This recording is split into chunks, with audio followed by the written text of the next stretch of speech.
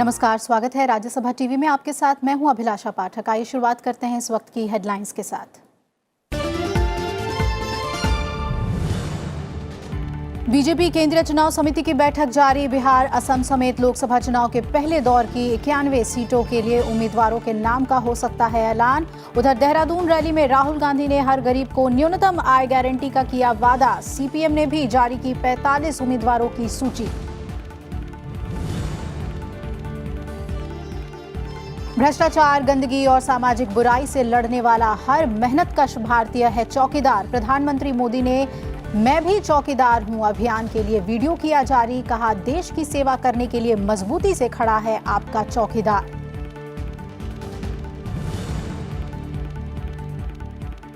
फर्जी और बनावटी मुद्दों से चुनाव में नहीं मिलता फायदा। वित्त मंत्री अरुण जेटली ने ब्लॉग में लिखा, विपक्ष के पास नहीं है वास्तविक मुद्दे। नकारात्मक एजेंडा के तहत विपक्ष चला रहा है अभियान।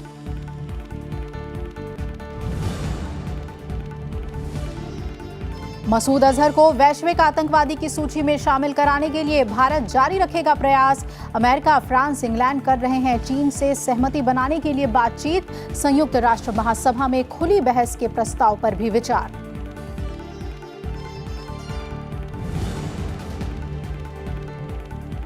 और छत्तीसगढ़ की लोक गायिका तीजन बाई को पद्म विभूषण सम्मान। राष्ट्रपति रामनाथ कोविंद ने पर्वतारोही बछेंद्री पाल, क्रिकेटर गौतम गंभीर और अभिनेता मनोज वाजपेयी समेत कई हस्तियों को पद्म पुरस्कार से किया सम्मानित।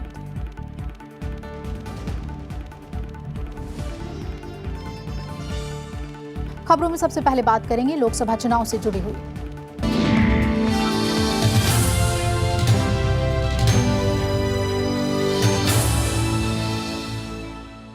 बीजेपी की केंद्रीय चुनाव समिति की बैठक दिल्ली में चल रही है, जिसके बाद पार्टी लोकसभा चुनाव के उम्मीदवारों के नामों की पहली सूची जारी कर सकती है। इस सूची में अधिकतर नाम पहले चरण में होने वाले मतदान वाली सीटों से संबंधित हो सकते हैं, जिसमें बिहार, असम, आंध्र प्रदेश समेत कई राज्य शामिल हैं। प्रधानमंत्री नरेंद्र मोदी की मौजूदगी में होने वाली बीजेपी केंद्रीय चुनाव समिति की बैठक की अध्यक्षता पार्टी अध्यक्ष अमित शाह कर रहे हैं। पहले चरण में 91 सीटों के लिए 11 अप्रैल को मतदान होना है। और आइए सीधा रुख कर लेते हैं हमारे संवाददाता पंचानन मिश्रा का। पंचानन, इस वक्त क्या ज्यादा अपडेट बैठक से जुड़ी हुई?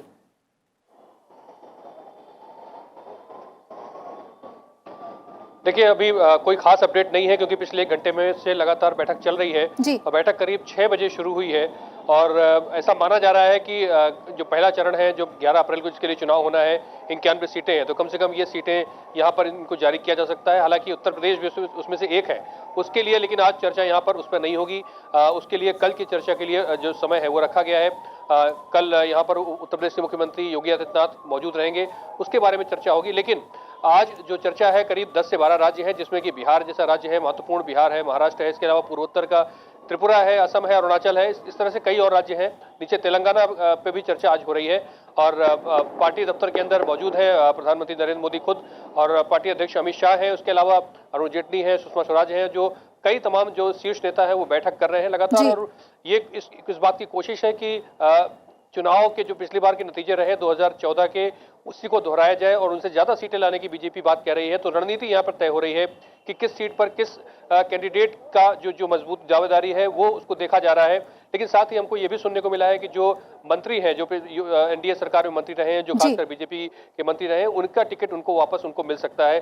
तो ये एक आप इसको खास एक अहम बात कह सकते हैं। लेकिन बीजेपी की यहाँ पर बैठक जारी है और ऐसी उम्मीद की जा रही है कि शायद देर रात भी इसमें भी हो सकती है, और देर रात कोई सूची जारी हो सकती है, या फिर सूची न जारी हो तो कल भी इसकी सूचना आ सकती है। तो अभी कुछ कहना जल्दबाजी होगी, लेकिन इंतजार किया जा रहा है कि बैठक कब खत्म होती है। जी बिल्कुल, बैठक के खत्म होने के बाद कुछ तस्वीर सामने आएगी पहली लिस्ट को लेकर। बहुत बहुत शुक्रिया पंचानन आपका हमारे साथ जुड़ने के लिए। इधर प्रधानमंत्री नरेंद्र मोदी ने एक बार फिर खुद को चौकीदार बताते हुए ट्वीट किया है और कहा है कि न सिर्फ मैं बल्कि इस देश का हर नागरिक चौकीदार है। उन्होंने कहा कि आपका चौकीदार देश की सेवा कर रहा है और देश की प्रगति के लिए जो भी व्यक्ति मेहनत कर रहा है वो चौकीदार है। प्रधानमंत्री ने ट्वीट करते हुए कहा, देश का हर व्यक्ति जो भ्रष्टाचार, गंदगी और सामाजिक बुराइयों के खिलाफ लड़ रहा है वो चौकीदार है। देश को आगे बढ़ाने के लिए जो भी व्यक्ति कठिन परिश्रम कर रहा है वो चौकीदार है। उन्होंने लिखा कि मैं अकेला नहीं हूं, आज देश का हर नागरिक कह रहा है कि मैं भी चौकीदार हूं। उन्होंने एक हैशटैग का भी इस्तेमाल किया है जिसमें लिखा है हैशटैग मैं भी चौकीदार। अपने ट्वीट के साथ पीएम ने एक वीडियो भी शेयर किया है और इस वीडियो में देश के अलग अलग राज्यों के लोगों को नए भारत की कल्पना के साथ जुड़ते हुए दिखाया गया है। गाने की एक पंक्ति झूठ पर प्रहार करती है। वो पंक्तियां इस प्रकार हैं, झूठ के कपाल पर सत्य का प्रहार है। आइए देखते हैं इस वीडियो का एक अंश। मैं भी चौकीदार हूँ, मैं भी चौकीदार हूँ। मैं नए भारत की कल्पना, मैं नए भारत की कल्पना से सहमत विचार हूँ। मैं भी चौकीदार हूँ, हाँ जी चौकीदार।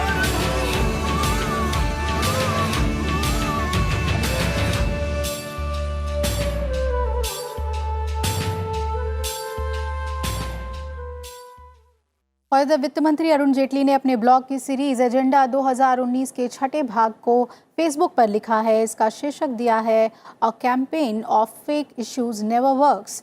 वित्त मंत्री अरुण जेटली ने इस सीरीज में एनडीए सरकार के खिलाफ विपक्ष की ओर से उठाए जा रहे मुद्दों को फर्जी बताया है। जेटली का कहना है कि नकली मुद्दों का अभियान कभी काम नहीं करता।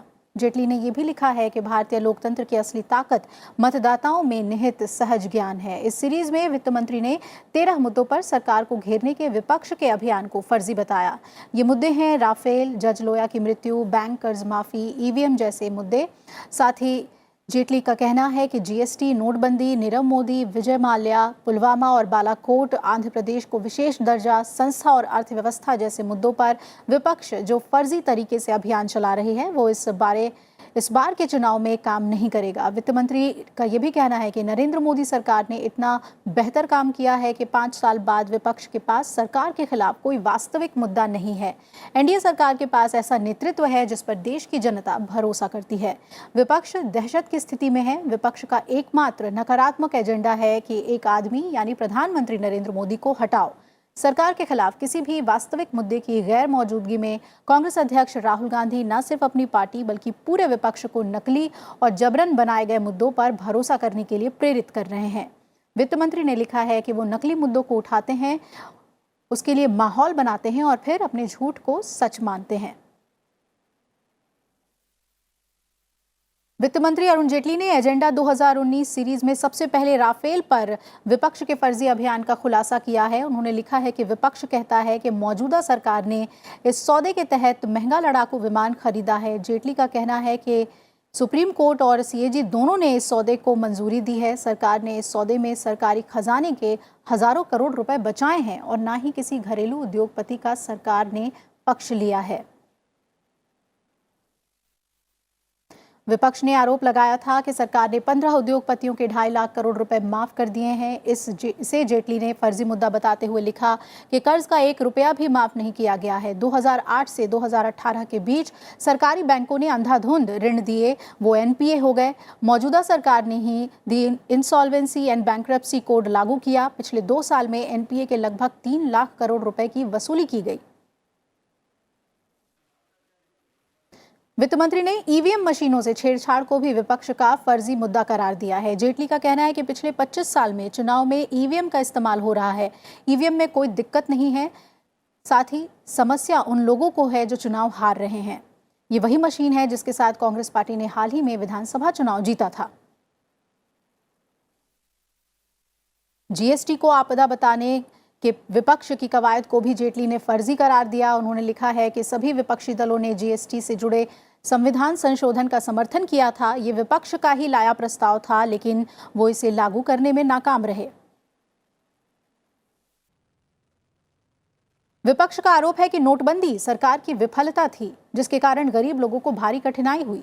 जेटली ने इसे विपक्ष का फर्जी अभियान बताया। जेटली ने लिखा कि नोटबंदी से उन लोगों की नींद हराम हो गई जिनके पास काला धन था। नोटबंदी से अर्थव्यवस्था को औपचारिक बनाने में मदद मिली, कर आधार बढ़ा, अर्थव्यवस्था का डिजिटलीकरण हुआ और अधिक कर जमा होने लगा, जिसका इस्तेमाल गरीबों के लाभ के लिए किया जाता है। इसी तरह से वित्त मंत्री ने नीरव मोदी, विजय माल्या, पुलवामा और बालाकोट, आंध्र प्रदेश को विशेष दर्जा के मुद्दे पर विपक्ष के आरोपों को फर्जी अभियान का हिस्सा बताया। उन्होंने साफ किया कि चुनाव में विपक्ष को इन सारे फर्जी मुद्दों के अभियान का कोई लाभ नहीं मिलेगा। और उधर कांग्रेस अध्यक्ष राहुल गांधी ने आज उत्तराखंड में कांग्रेस के औपचारिक चुनाव प्रचार अभियान की शुरुआत की। उन्होंने कहा कि केंद्र में कांग्रेस की सरकार बनने पर सरकार हर गरीब को न्यूनतम इनकम की गारंटी देगी। राहुल गांधी ने जीएसटी और किसानों के मुद्दे पर केंद्र सरकार पर निशाना साधा और रैली के बाद राहुल गांधी शहीदों के घर गए और उनके परिजनों से मुलाकात की। कांग्रेस पार्टी हिंदुस्तान के गरीब लोगों को पैसा दे सकती है। ऐतिहासिक निर्णय लिया है, गारंटीड मिनिमम इनकम, मतलब गारंटीड मिनिमम आमदनी हर हिंदुस्तानी को। लोकसभा चुनाव से पहले नेताओं का दल बदल जोरों पर है। ओडिशा में चुनावों से पहले बीजेडी सांसद बालभद्र माझी ने बीजेपी का दामन थाम लिया। उन्होंने दिल्ली में बीजेपी अध्यक्ष अमित शाह से मुलाकात के बाद सदस्यता ग्रहण कर ली और इससे पहले उन्होंने पार्टी पर अनदेखी का आरोप लगाते हुए बीजेडी से इस्तीफा दे दिया था। उधर उत्तराखंड की पौड़ी सीट से लोकसभा सांसद और वरिष्ठ भाजपा नेता भुवन चंद्र खंडूरी के बेटे मनीष खंडूरी कांग्रेस में शामिल हो गए हैं। कांग्रेस अध्यक्ष राहुल गांधी की जनसभा के दौरान वो कांग्रेस में शामिल हुए। राहुल गांधी ने मंच पर उनका पार्टी में स्वागत किया और उनके आने पर खुशी जाहिर की। प्रयागराज से बीजेपी के सांसद श्यामा चरण गुप्ता समाजवादी पार्टी में शामिल हो गए हैं। उन्हें समाजवादी पार्टी ने बांदा से अपना प्रत्याशी बनाया है। श्यामा चरण गुप्ता पहले भी बांदा से सांसद रह चुके हैं। इधर जनता दल एस के महासचिव दानिश अली बहुजन समाज पार्टी में शामिल हो गए हैं। उन्होंने पार्टी महासचिव सतीश चंद्र मिश्र की मौजूदगी में बीएसपी ज्वाइन कर लिया। दानिश अली ने कहा कि जेडीएस का यूपी में संगठन नहीं है। आज संविधान पर खतरा मंडरा रहा है, ऐसे में हमें मजबूत नेतृत्व की जरूरत है। लोकसभा चुनाव 2019 के लिए कांग्रेस और आम आदमी पार्टी के बीच गठबंधन की सुगबुगाहट एक बार फिर तेज हो गई है। दिल्ली कांग्रेस के प्रभारी के बयान के बाद दोनों दलों में सरगर्मी है। वहीं दूसरी तरफ आम आदमी पार्टी की विधायक अलका लांबा की भी कांग्रेस में घर वापसी की तैयारी है। 2019 में दिल्ली के लिए कांग्रेस और आम आदमी पार्टी के बीच गठबंधन होगा कि नहीं, इस पर फैसला जल्द हो जाएगा। कांग्रेस पार्टी का एक धड़ा आज भी गठबंधन के लिए इंतजार में है। दिल्ली कांग्रेस के प्रभारी पीसी चाको ने कहा कि दिल्ली में बीजेपी को हराने के लिए आम आदमी पार्टी के साथ गठबंधन के लिए तैयार हैं। That we should go for an alliance, and it is good that we have an alliance in Delhi, and our target is to defeat BJP. So to defeat BJP, the best way is to have an alliance with Aam Aadmi Party in Delhi. That is my opinion. That is opinion of the many people. Opinions will be already being reported to Congress President. Congress President will take a decision on this. इधर आम आदमी party की विधायक Alka Lamba party छोड़ कांग्रेस में घर वापसी के लिए तैयार बैठी हैं। उन्होंने कहा कि अरविंद केजरीवाल ये जान चुके हैं कि बिना गठबंधन के वो दिल्ली नहीं जीत सकते, इसलिए गठबंधन पर जोर दे रहे हैं। गठबंधन के लिए जिस तरीके से कहा है कि दिल्ली नहीं तो हरियाणा, पंजाब, कहीं भी गठबंधन कर लीजिए, तो ये अपना एक कमज़ोर चेहरा दिल्ली और देश के सामने आम आदमी पार्टी ने लाने का काम किया है। 15 में जो बहुमत मिला था, 17 में ही नगर निगम के चुनाव में और उसके बाद एक चुनाव हारने से जो वोट था कांग्रेस का वो वापस उनकी तरफ गया है। अगर ऐसा हो रहा है तो स्वाभाविक है कि आम आदमी पार्टी कमज़ोर होती है और कांग्रेस का वोट वापस जाना कांग्रेस को ताकत देने की बात है। तो मुझे लगता है ये साफ खुद आम आदमी पार्टी की लीडरशिप ने किया है, अपनी कमज़ोर एक चेहरा जो है वो सबके सामने लाकर इस तरह के समझौते पर जो बात हुई है। हालांकि आम आदमी पार्टी के साथ गठबंधन के प्रस्ताव पर दिल्ली कांग्रेस अध्यक्ष शीला दीक्षित पहले भी असहमति जता चुकी हैं, लेकिन अब उन्होंने फैसला कांग्रेस अध्यक्ष राहुल गांधी पर छोड़ दिया है। दबाव की रणनीति के लिए आम आदमी पार्टी ने 7 लोकसभा सीटों में से 6 लोकसभा सीटों के लिए अपने उम्मीदवारों की घोषणा कर दी है। दिल्ली के 7 लोकसभा सीटों पर 11 मई को मतदान होना है।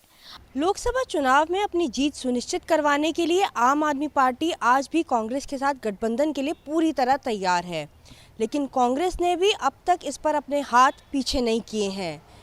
चाहे गठबंधन के विचार पर कांग्रेस नेताओं की राय आपस में अलग थलग ही क्यों ना पड़ जाए। कैमरा पर्सन राज ठाकुर के साथ अनुदीवान, राज्यसभा टीवी, दिल्ली। सीपीएम ने आज लोकसभा चुनाव के लिए 45 सीटों पर अपने उम्मीदवारों के नामों की सूची जारी कर दी। पश्चिम बंगाल से सबसे ज्यादा 16 और केरल से 15 उम्मीदवारों के नाम घोषित किए गए हैं। इसके अलावा असम, त्रिपुरा समेत कई राज्यों में प्रत्याशियों के नाम का ऐलान किया गया है। निर्वाचन उपायुक्त सुदीप जैन पश्चिम बंगाल में लोकसभा चुनाव की तैयारियों की समीक्षा के लिए आज कोलकाता में राजनीतिक दलों के प्रतिनिधियों के साथ उन्होंने मुलाकात की। बैठक हुई जिसमें राज्य में स्वतंत्र और निष्पक्ष चुनाव को लेकर पार्टियों के साथ चर्चा हुई। निर्वाचन उपायुक्त ने बाद में जिलाधिकारियों, पुलिस अधीक्षकों और राज्य प्रशासन के अधिकारियों से मिलकर कानून और व्यवस्था की स्थिति का जायजा लिया। केंद्रीय अर्धसैनिक बल की 10 कंपनियां पश्चिम बंगाल पहुंच चुकी हैं। Expecting Bengal to be declared as a sensitive state, all booth to be declared as a super sensitive booth. We have also quoted an order of the Supreme Court, where Supreme Court clearly stated that each and individual booth to be manned and managed by the central paramilitary forces. They have gone through our demands, and then it will be the election commission to decide. We are hopeful that Bengal peoples this time, under the supervision of election commission, can able to use their free and fair franchises. राजनीतिक दल अब चुनाव प्रचार खत्म होने और मतदान के पहले चुनावी घोषणा पत्र जारी नहीं कर सकेंगे। ऐसा करना चुनाव आचार संहिता के उल्लंघन के दायरे में आएगा। चुनाव आयोग ने राजनीतिक पार्टियों को निर्देश जारी किया है। इसमें एक दौर और कई दौर में चुनाव होने की स्थिति को लेकर साफ निर्देश जारी किया गया है।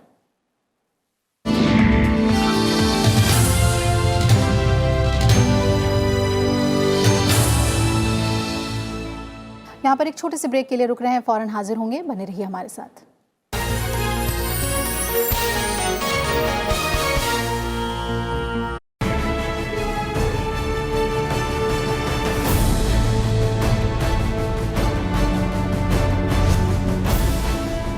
नई तकनीक, नई सोच और समाज में उनका योगदान।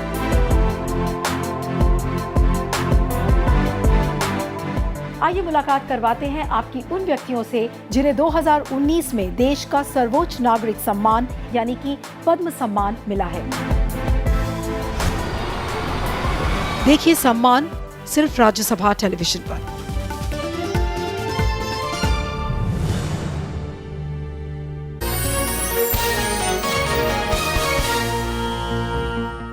ब्रेक के बाद स्वागत है आपका। भारत ने कहा है कि अगर पाकिस्तान आतंकवाद का खात्मा चाहता है तो पहले उसे दाऊद इब्राहिम और सैयद सलाहुद्दीन को सौंप देना चाहिए। ये दोनों भारत के मोस्ट वांटेड अपराधी हैं और भारतीय नागरिक हैं। भारत कई बार मोस्ट वांटेड अपराधियों की लिस्ट पाकिस्तान को सौंप चुका है, लेकिन पाकिस्तान बार बार इनके अपने यहाँ होने से इनकार करता है। दाऊद इब्राहिम 1993 में मुंबई सीरियल धमाके का मुख्य अभियुक्त है। सैयद सलाहुद्दीन आतंकवादी संगठन हिजबुल मुजाहिदीन का मुखिया है और 2017 में पठानकोट आर्मी बेस कैंप पर हमले का मुख्य अभियुक्त है। इससे पहले विदेश मंत्री सुषमा स्वराज ने पाकिस्तान से पुलवामा आतंकी हमले के गुनहगार मसूद अजहर को भारत को सौंपने की मांग की थी।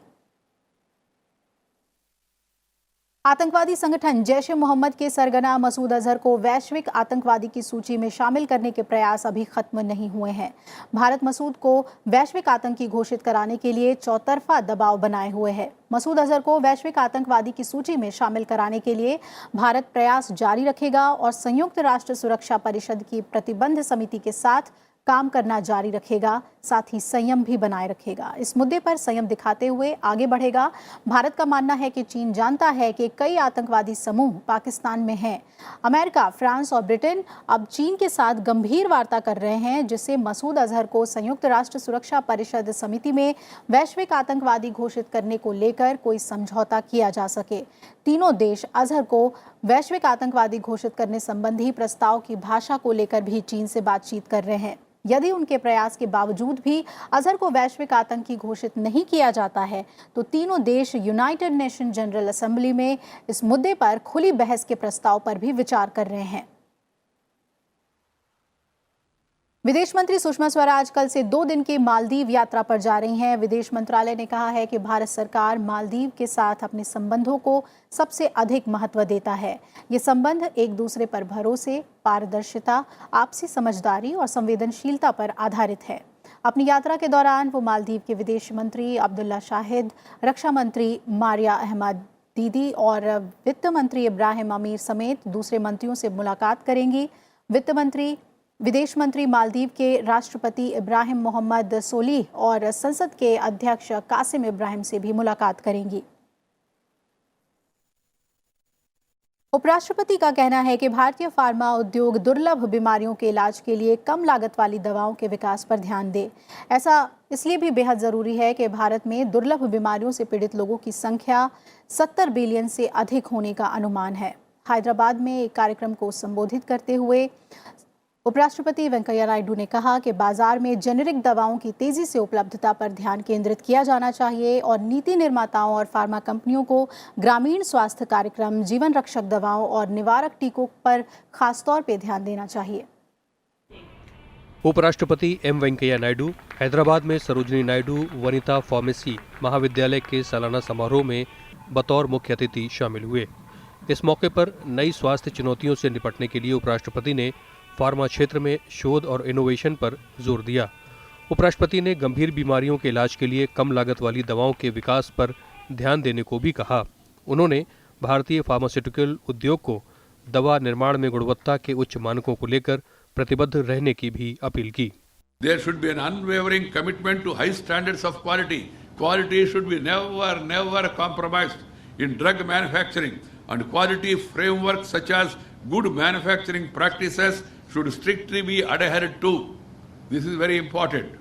There should also be a thrust on research and innovation.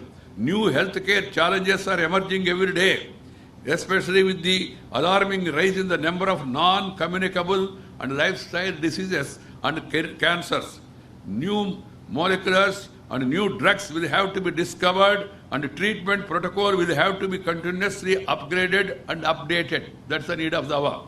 All this will have to be achieved without compromising on the affordability of drugs, quality of drugs.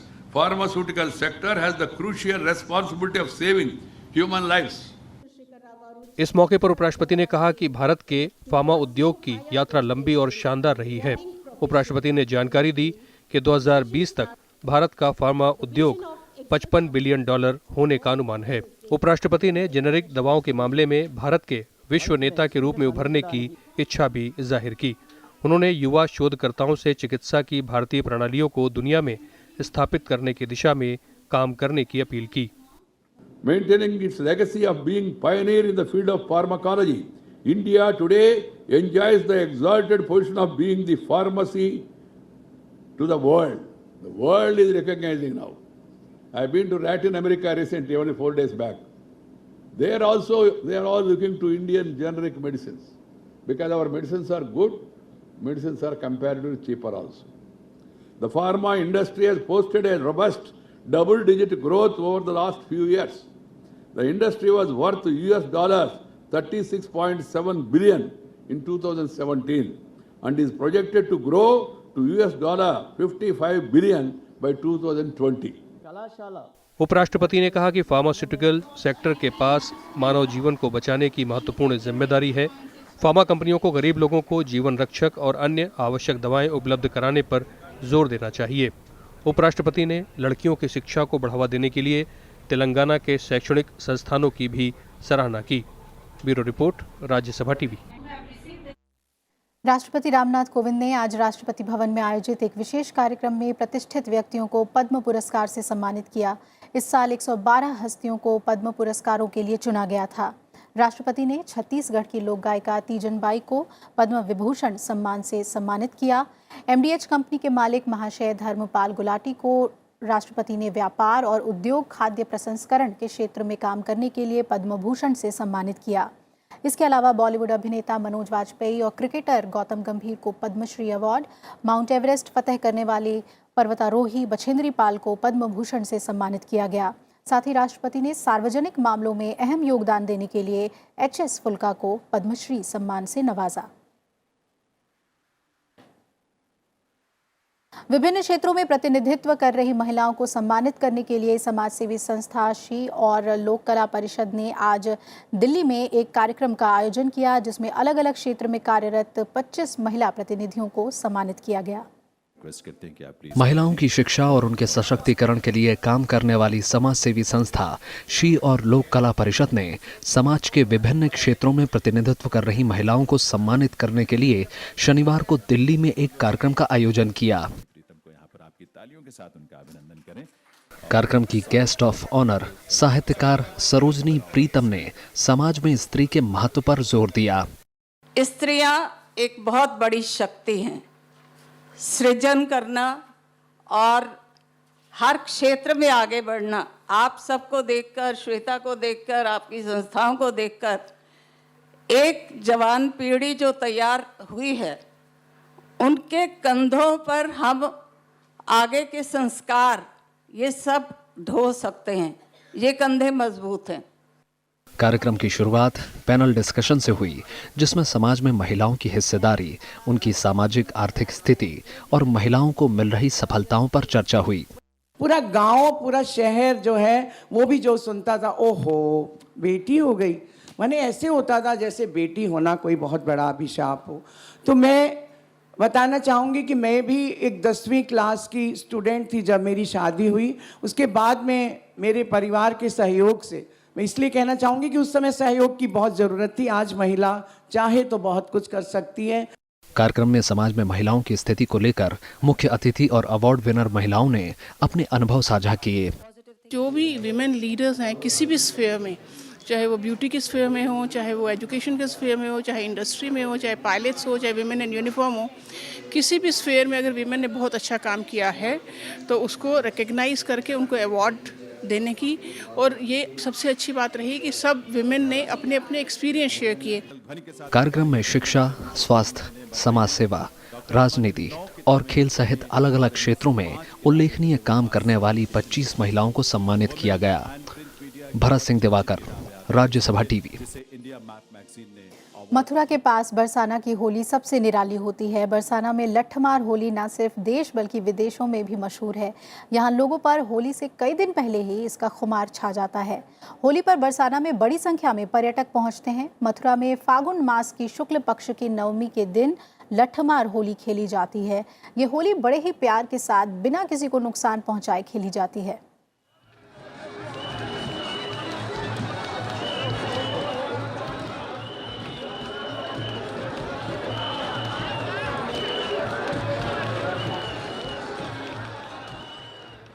Bulletin में इतना ही, पर आप भारत की विशाल ऐतिहासिक इमारतों की वास्तुशिल्प, इंजीनियरिंग पर राज्यसभा टीवी की आज से शुरू हो रही नई सीरीज ग्रैंड स्ट्रक्चर्स देखना नहीं भूलिएगा। रात 10 बजे पहले एपिसोड में देखिए राष्ट्रपति भवन की आंतरिक बनावट और खूबसूरती।